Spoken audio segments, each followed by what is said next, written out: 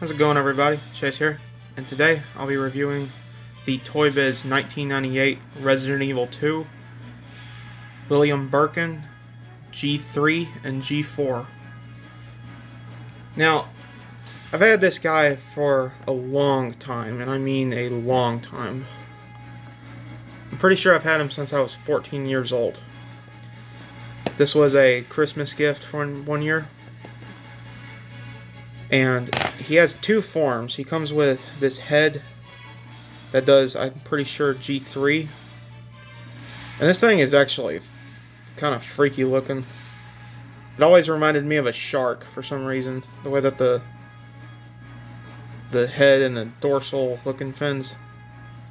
Still pretty cool. But this is, I know he's a bit beat up because it came from a previous owner before I got a hold of it. And this thing, it looks just like he does in the game.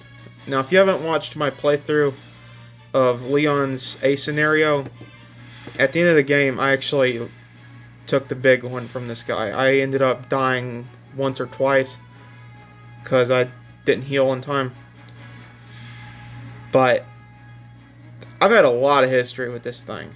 This was my favorite villain from Resident Evil 2, or favorite form of William Birkin from Resident Evil 2, just because of how big it is.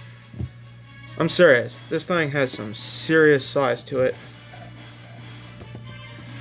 Now, how you transform him is, it's kind of like a transformer almost, but not as complex. You lay the feet down, and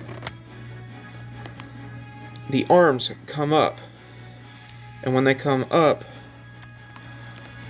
the head releases. So you can have him in his G4 state,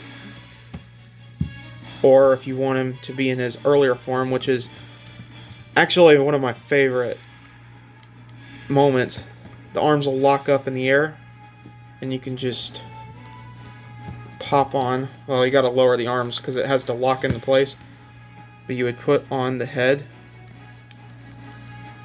Kind of put a little bit of pressure, not too much, just a gentle amount. And voila. You've got G3.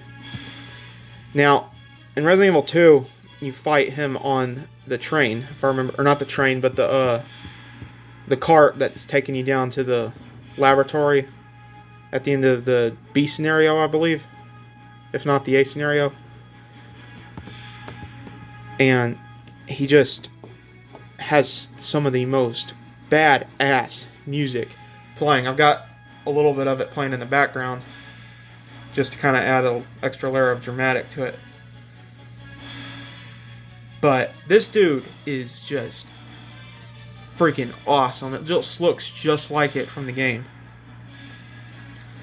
Now, I can't really find any of the other Resident Evil 2 figurines, such as Leon or Claire or the Lickers, or the or even from the first game, in that fact, of the hunters and stuff like that, and the Cerberus.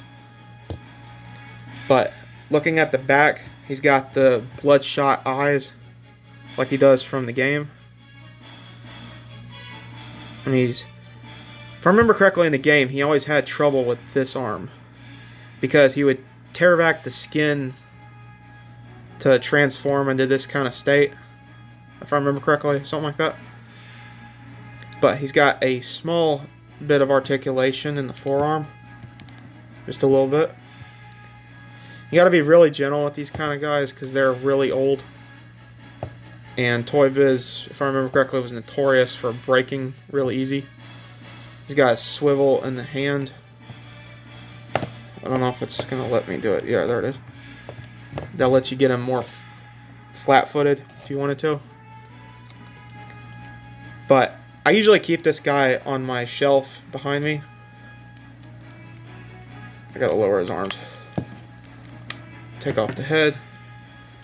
Go ahead and do a quick close-up of this guy's head, or the G4 form. All those teeth. And this is where that Jaws kind of, or not Jaws, but the shark kind of look comes from. Is it just really looks like a shark almost. But this is what happened when William Birkin took the G virus and injected himself with it, and it turned him into a monster. And as Leon or Claire, depending on who you decide to choose for the B scenario, you have to put him down. And putting him down means getting cornered in a train for a pretty good bit, or for a pretty good while, of capping him with either the Magnum or shotgun shells or pretty much just anything you can throw at him, literally, and he just keeps coming. But this guy from the A scenario is actually my favorite from that entire scenario. Mainly because of how dramatic of a challenge he is. Now, I know in the B scenario, when you fight Mr. X in his final form, that's a really challenging fight because he's so fast and can hit you multiple times and get you stun locked. But if you can get past him, it's really satisfying beating him. But I just wanted to do a quick review of this guy. It's a really old toy that I've had for a long time now, and it looks just like he does in the game. It's got swivel in the forearms so you can lift legs up and down or back and forth on the feet. But this is the way I keep him on my shelf because he just looks really cool like this. Looks like it's almost crawling out of the game. But I just wanted to share this with y'all, and I hope you enjoyed watching. Thank you. Have a good one.